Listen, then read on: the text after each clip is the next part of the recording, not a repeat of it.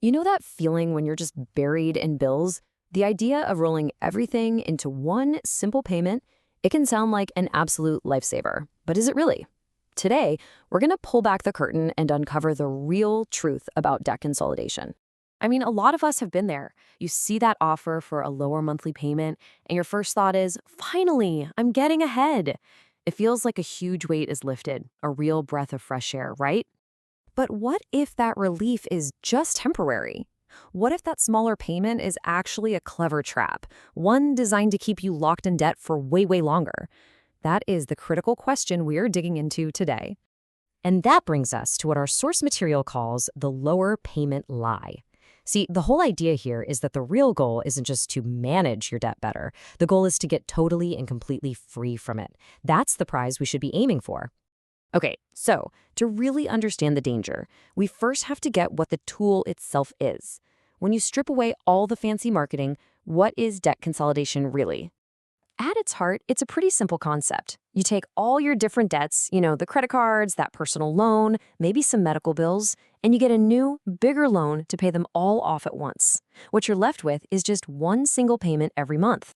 And this slide right here perfectly shows the trade-off. Over on the left, you see the appeal. It's so tempting, right? One easy payment, a lower amount, less stress.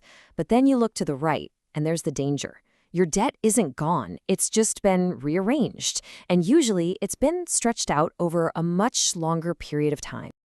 This perspective is really rooted in passages like Proverbs 22, verse 7. If you look at debt as a form of bondage, then stretching out your loan term, even if it lowers the payment, isn't freedom. It's just signing up for a longer sentence. So let's talk about the most common trap. This is where that little bit of temporary relief can actually dig you into a much, much bigger hole.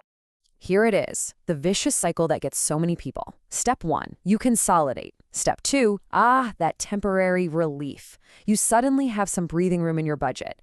But then, step 3. Because things feel easier, those old spending habits start to creep back in. And before you know it, you're racking up new debt on those now empty credit cards, and boom, you're in a way deeper hole than when you started. And this connects right back to teachings like the one in Luke. The point is, if you don't fix the underlying habits, no financial product in the world can save you. It's not a math problem, it's a character problem. So, the big question is, how do you know if you're about to walk right into this trap? Well, this next part gives us some really clear warning signs to look out for. Ask yourself honestly, are you at risk? Do you secretly plan to keep those credit cards for emergencies? Do you have a written budget, a real plan for your money? Or are you just using this loan to avoid the hard work of discipline? And most importantly, have you dealt with the behaviors that got you into debt in the first place?